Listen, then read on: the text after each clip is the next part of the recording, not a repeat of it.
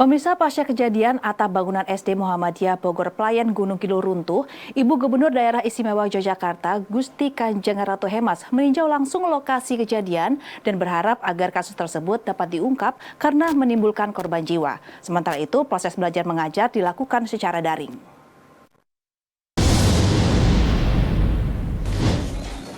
Ibu Gubernur Daerah Istimewa Yogyakarta Gusti Kanjeng Ratu Hemas mengunjungi lokasi atap ambruk di SD Muhammadiyah Bogor, Pelayan Gunung Kidul.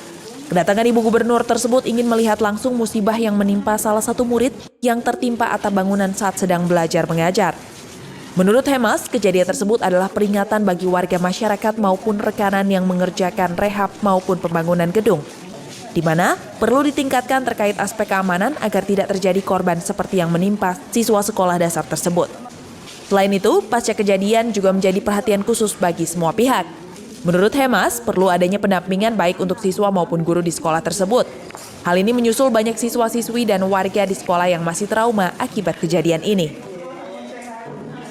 Juga saya kira perlu ada secepatnya penanganan dari baik itu pemerintah kabupaten kota maupun juga dari stakeholder yang lain.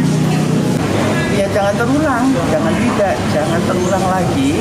Jadi kesiapsiagaan sekolah itu sebenarnya juga sudah cukup bagus, penanganan pada waktu kejadian dan sebagainya. Saya kira tadi saya mendengarkan langsung bahwa penanganan sekolah itu memang kita harus tetap melihat bangunan-bangunan sekolah yang sudah tidak memadai. Tidak hanya di Gunung Kidul, tapi juga di kabupaten yang lain. Hemas berharap agar hal tersebut tidak terulang lagi dan pihak polisi mengusut tuntas terkait proses pembangunan hingga aspek teknis dalam pengerjaan yang menyebabkan korban jiwa.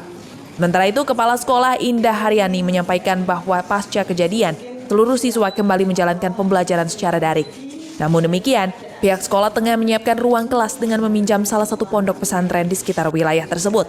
Tak hanya itu, pihak sekolah juga telah melakukan kunjungan kepada siswa-siswi di rumah untuk melakukan pendampingan secara psikologis. Indah berharap agar kejadian tersebut tidak terjadi lagi dan sebagai evaluasi ke depannya.